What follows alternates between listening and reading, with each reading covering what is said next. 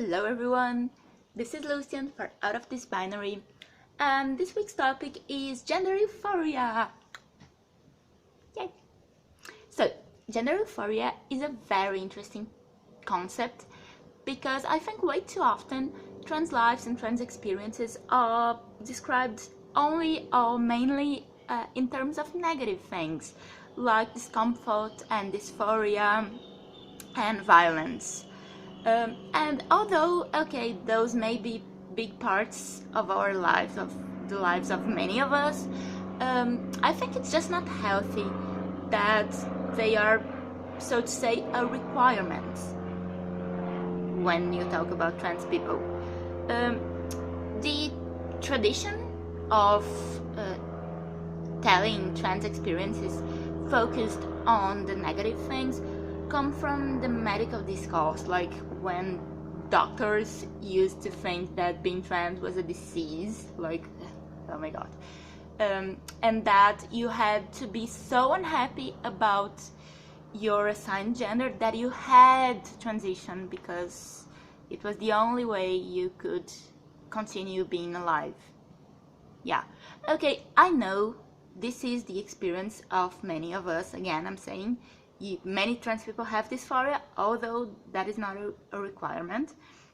But nevertheless, I think it is really violent and really unhealthy, basically, to focus only on the negative things to think about trans people.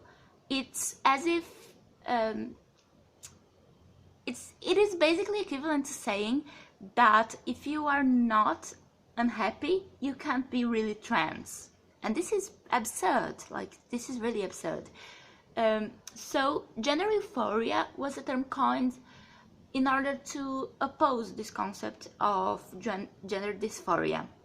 So if gender dysphoria is the discomfort and the unhappiness that comes from the things and experiences of a gender that is not yours, truly, I mean, then gender euphoria is the feeling of happiness and of belonging coming from the experiences and the things of your true gender.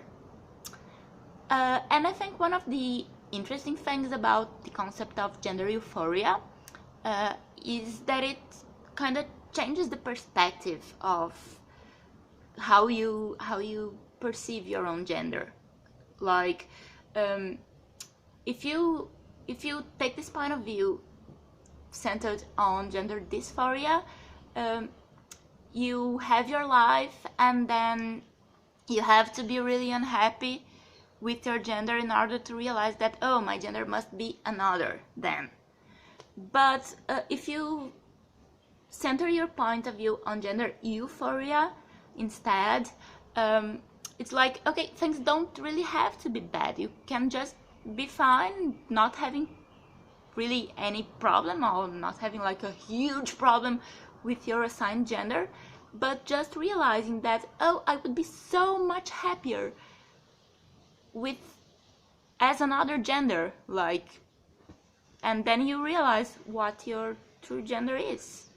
It's basically like that, not being a requirement anymore, that you are like utterly unhappy, because it just doesn't make sense. Like, it's, I don't know, I may be saying like a big BS here, but I think that in this point of view, centered on dysphoria, it's basically you saying that you have to be unhappy all the time, and then when you transition and when you don't have dysphoria anymore, hopefully, then you are not like, you don't feel the requirements to be trans anymore, like you are healed. Like, it's so deeply rooted in the medical discourse, like, oh my god, it's so absurd. But then, this is the cool thing about gender euphoria. And so, now I'm going to tell you some of the things that give me gender euphoria, like, personally. Well, gender euphoria is not really a thing that I experience super often, because, I don't know, maybe because of depression also, but also because my gender experience is a little bit weird. But things that give me gender euphoria are when people get my name right. That is quite rare because Lucien is not really a common name here in Brazil, so people pronounce it wrong, like most of the times. But when someone really gets my name right, like, I feel like they are really talking about me, and it makes me so happy. Another thing that gives me gender euphoria is when people ask my pronouns and how I would like to be treated. Because I am very visibly assigned female at birth, when I say I am trans, people kind of automatically assume that they should use like the other set of pronouns, like the male pronouns. And although at first it may have sounded like fine, I am non-binary, so I don't feel comfortable being referred to with male pronouns all the time. Like as Portuguese is a very gendered language, as I have said before, I have some preferences, like switching pronouns and switching like gendered words in a certain way that I feel more comfortable in language. But as I am very shy, I don't really tell people that they should treat me this way unless they ask. So I get really happy when they ask, because I can tell them how to make me feel comfortable, and then I can feel comfortable, and then this is amazing. Like, yay! It's so cool.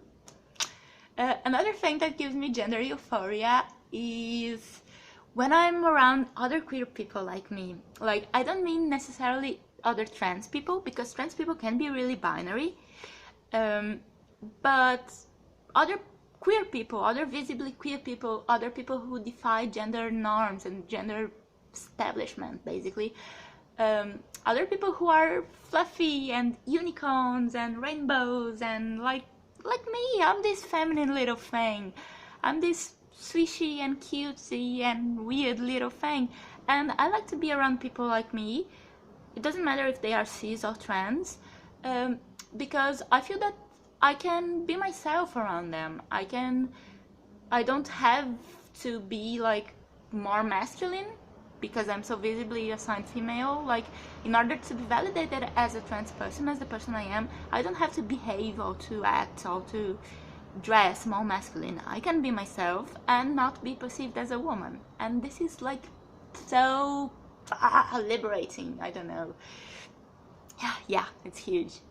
Another thing that gives me gender euphoria is when I'm able to discuss my gender experience with other people. Can be other trans people or cis people either, like, but just people who are willing to listen and to learn and to also discuss things, like not in a questioning way but in a productive way. I mean, because I love talking about gender. This is the reason I'm part of this channel. Like, I love talking about gender. And I think talking about things and discussing about things and telling people about things